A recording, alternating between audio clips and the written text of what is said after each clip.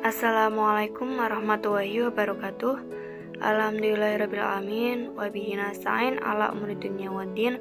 Wassalatu wassalamu ala asrafil anbiya'i wal mursalin Sayyidina wa maulana Muhammadin wa ala alihi washabihi ajmain, amma ba'd. Yang terhormat Bapak Muhammad Ufran MSI selaku dosen pengampu mata kuliah Tafsir Tarbawi serta teman-teman yang saya sayangi dan saya banggakan.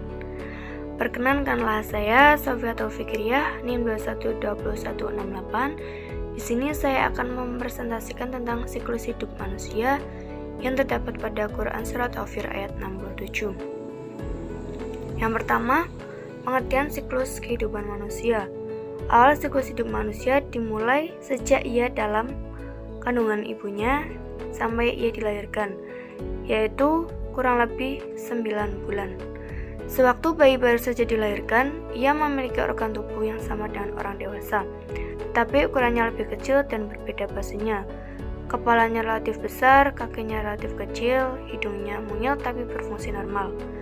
Masa bayi dan anak-anak pada saat dilahirkan, bayi sangat tidak berdaya dan sangat tergantung kepada orang tuanya. Tetapi ia ditakdirkan untuk pandai bergerak dan belajar berpikir. Pada hakikatnya, perkembangan atau development itu sendiri adalah pola perubahan yang dimulai sejak pembuahan yang berlanjut sepanjang rentang hidup. Maksudnya, perkembangan merupakan proses yang melibatkan pertumbuhan sejak pada tahap pembuahan sampai akhir kehidupan. Walaupun dalam penggunaannya, istilah perkembangan dan pembuahan itu digunakan untuk sesuatu yang berbeda.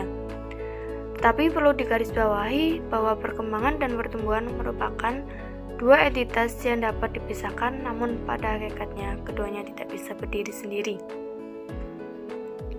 Kemudian, Piaget mengemukakan bahwa sejak usia balita, seseorang telah memiliki kemampuan tertentu untuk menghadapi objek-objek yang ada di sekitarnya. Kemampuan ini masih sangat sederhana, yakni dalam bentuk kemampuan sensor motorik.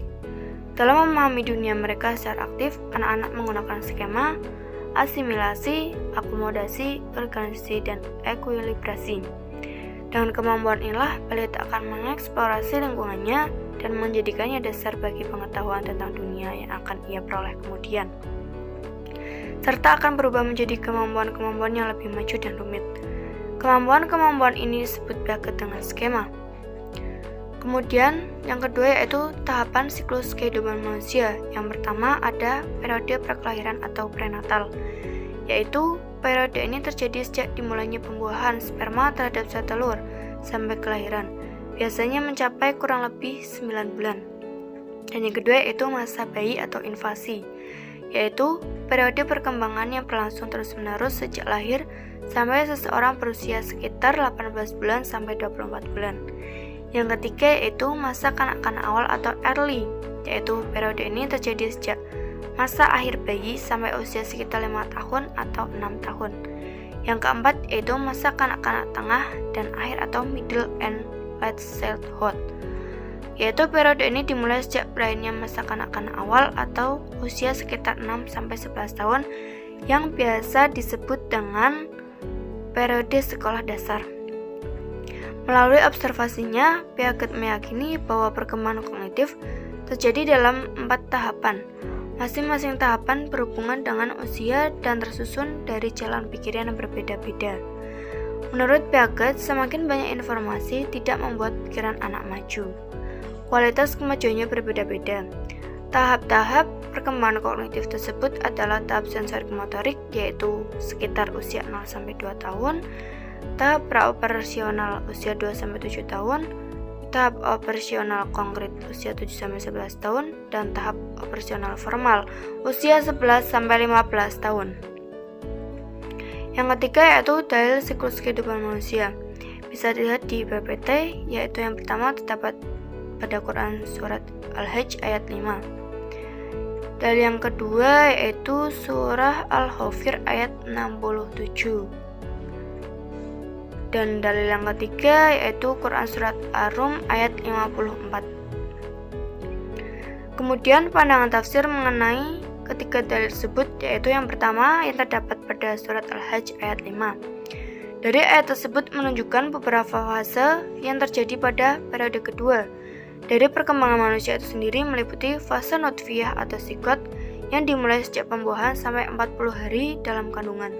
Fase alaqah atau embrio terjadi pada usia 40 hari kehamilan. Fase muhoh atau janin terjadi pada usia kehamilan 40 hari berikutnya. Dan fase peniupan ruh yang terjadi ketika janin berusia genap 4 bulan. Adapun tugas perkembangannya ialah terletak pada peran orang tua dalam memelihara perkembangan janin agar bisa berkembang dengan normal dan memelihara suasana psikologis dengan baik. Mengingatkan ibadah, terutama ibu, serta berdoa kepada Allah lebih-lebih sebelum janin berusia 4 bulan.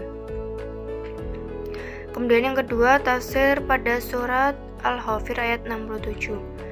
Dialah yang menjadikan manusia dari tanah menjadi setetes mani, dari setetes mani menjadi sesuatu yang melekat, dan segumpal darah menjadi segumpal daging, kemudian dilahirkan ke dunia dalam bentuk manusia. Jumhur ulama berpendapat bahwa yang dimaksud dengan Allah menciptakan manusia dari tanah ialah bapak manusia, yaitu Nabi Adam yang diciptakan Allah dari tanah. Sebagian ahli tafsir menerangkan bahwa yang dimaksudkan dengan Allah menjadikan manusia dari tanah ialah Allah menjadikan manusia dari saripati yang berasal dari tanah. Seorang bapak dan seorang ibu memakan makanan yang berasal dari tanah, dari binatang ternak dan tumbuh-tumbuhan. Binatang ternak memakan tumbuh-tumbuhan dan berkembang dengan menggunakan zat-zat yang berasal dari tanah. Makanan yang dimakan ibu atau bapak itu merupakan sumber utama untuk membentuk sel telur atau sperma. Sel telur ibu bertemu dengan sperma bapak dalam rahim ibu, sehingga menjadi segumpal darah dan seterusnya. Allah lalu menerangkan bahwa manusia yang diciptakannya dari tanah itu mengalami hidup dalam 3 masa, yaitu masa kanak-kanak, masa dewasa, dan masa tua. Kemudian yang ketiga yaitu tafsir pada surat Ar-Rum ayat 54. Fase perkembangan manusia yang terdapat dalam ayat tersebut mencakup beberapa fase, diantaranya fase kanak-kanak atau tifl, atau fase di mana kondisi mereka masih lemah disebabkan karena mereka masih bayi. Yang kedua, fase baleh, di mana pada fase ini seorang sudah menjadi kuat dan memasuki usia dewasa. Yang ketiga, fase usia lanjut. Secara psikologis ditandai dengan mulai tidak berfungsinya elemen psikis seorang seperti mulai pikun, sedangkan secara biologis ditandai dengan semakin lemahnya kondisi tubuh. Sekian dari saya. Kurang lebihnya mohon maaf. Wassalamualaikum warahmatullahi wabarakatuh.